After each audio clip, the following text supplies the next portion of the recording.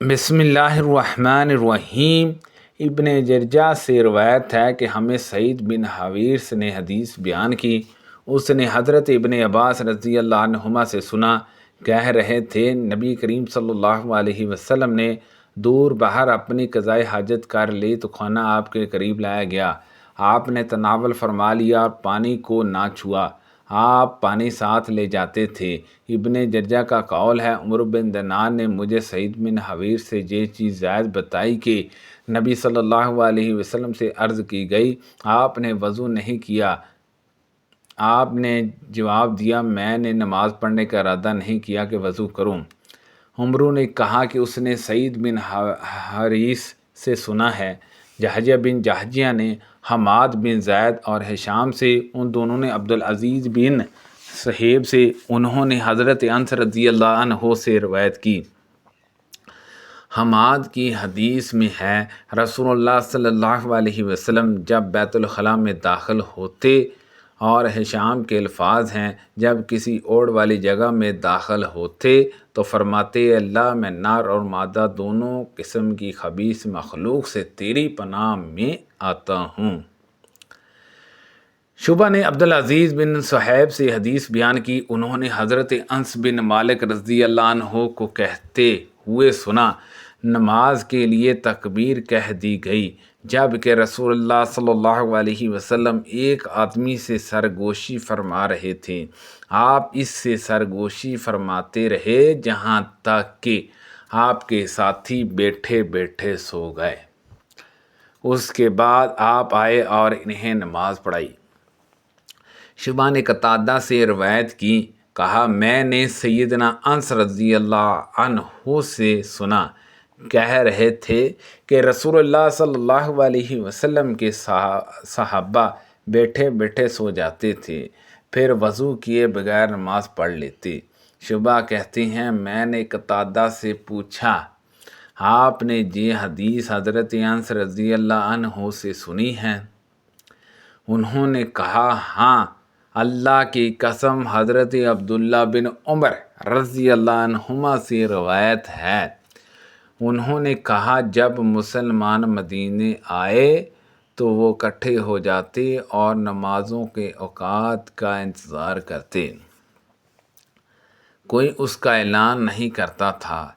एक दिन उन्होंने इसके बारे में गुफ्तगू की तो बाज़ ने कहा, ईसाइयों के घंटे की मांस 1 घंटा ले लो, और बाज़ ने कहा यहूदियों के कराना जैसा कुराना।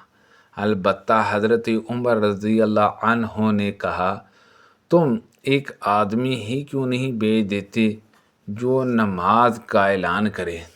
रसूलुल्लाह सल्लल्लाहु अलैहि वसल्लम ने फरमाया, ए बिलाल, उठो और नमाज का ऐलान करो। अब्दुल वहाब सख्फ़ी ने खालिद हिज़ा से बाकी मानदा साबका सन्नत के साथ रवायत की कि उन्हों सहाबा ने उस पर बात की कि किसी ऐसी चीज़ के ज़रिए से नमाज के वक़्त की अलामत मुकर्रर करें जिसको लोग पहचान लिया करें। उन्होंने कहा कि वो आग रोशन करे या नकूस घंटी बजाए। फिर आखिरकार हज़रत बिलाल रज़ी अल्लाह अन्हु को हुक्म दिया गया कि वो दोहरी अज़ान और अकबरी अकामत कहें। हज़रत इब्ने उमर रज़ी अल्लाह अन्हुमा से रवायत है, उन्होंने कहा, रसूलुल्लाह सल्लल्लाहु अलैहि वसल्लम के 2 मौज़न थे, बिलाल और नबीना इब्ने मखतूम रज़ी अल्लाह अन्हुमा। मोहम्मद बिन जाफ़र ने कहा, हमें हिशाम ने अपने वालिद से हदीस बयान की। उन्होंने हज़रत आयशा सिद्दीक़ा रज़ी अल्लाह अन्हा से रवायत की। उन्होंने कहा, इब्ने मखतूम रसूलुल्लाह सल्लल्लाहु अलैहि वसल्लम के लिए अज़ान दिया करते थे, हालांकि वो नबीना थे। हज़रत अंस बिन मालिक रज़ी अल्लाह अन्हु से रवायत है, उन्होंने कहा, रसूलुल्लाह सल्लल्लाहु अलैहि वसल्लम दुश्मन पर तुलूए फजर के वक़्त हमला करते थे और अज़ान की आवाज़ पर कान लगाए रखते थे। پھر اگر اذان سن لیتے تو رک جاتے ورنہ حملہ کر دیتے۔ ایسا ہوا کہ آپ نے ایک آدمی کو کہتے ہوئے سنا، اللہ اکبر اللہ اکبر، تو رسول اللہ صلی اللہ علیہ وسلم نے فرمایا فطرت اسلام پر ہے۔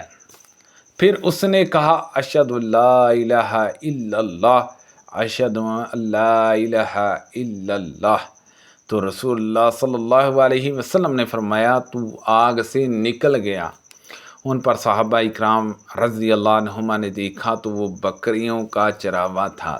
حضرت ابو سعید خدری رضی اللہ عنہ سے روایت ہے کہ رسول اللہ صلی اللہ علیہ وسلم نے فرمایا جب تم اذان سنو تو جو مؤذن کہتا ہے اسی طرح کہو۔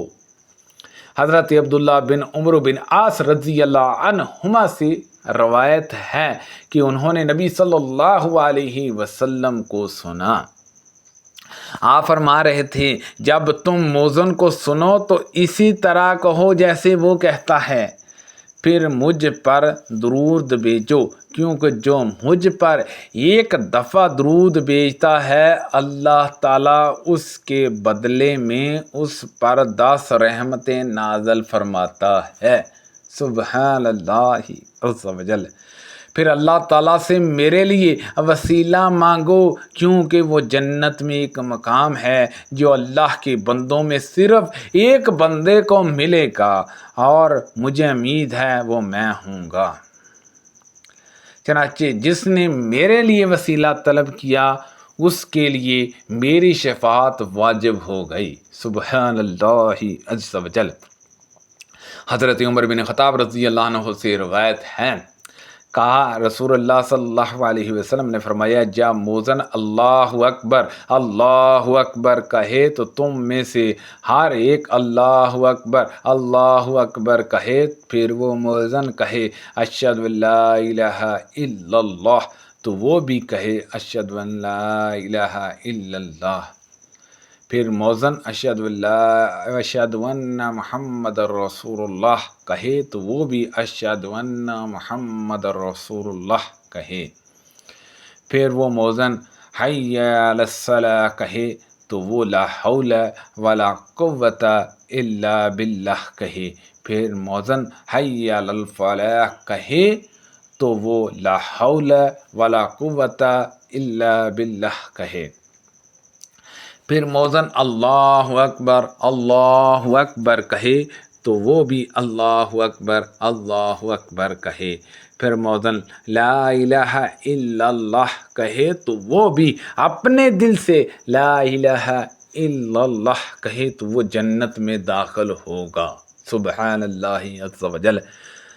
عبدہ نے طلحہ بن جہیہ بن طلحہ بن عبیدہ سے اور انہوں نے اپنے چاچا عیسیٰ بن طلحہ بن عبید اللہ سے روایت کی، انہوں نے کہا میں معاویہ بن ابی سفیان رضی اللہ عنہما کے پاس تھا، ان کے پاس مؤذن انہیں نماز کے لیے بلانے آیا تو معاویہ رضی اللہ عنہ نے کہا میں نے رسول اللہ صلی اللہ علیہ وسلم سے سنا، آپ فرماتے تھے قیامت کے دن مؤذن لوگوں میں سب سے زیادہ لمبی گردنوں والے ہوں گے۔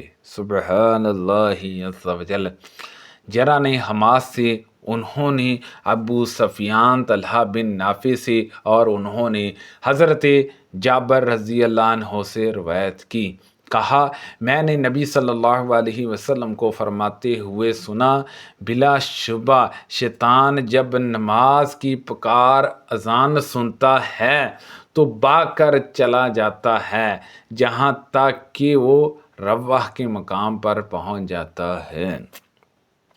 سلیمان حماش نے کہا میں نے ان اپنے استاذہ ابو سفیان طلحہ بن نافع سے رواح کے بارے میں پوچھا تو انہوں نے کہا یہ مدینہ سے 36 میل کے فاصلے پر ہے۔ سبحان اللہ عز و جل۔ اللہ پاک سے دعا ہے کہ اللہ پاک ان حدیثوں پر عمل کرنے کی توفیق عطا فرمائے۔ کو پڑھنے میں غلطی کوتاہی ہو گئی ہو، اللہ پاک معاف فرمائے۔ اللہ پاک ہم سب کو صحت و تندرستی عطا فرمائے۔ آمین بجاہ النبی الامین صلی اللہ علیہ وسلم۔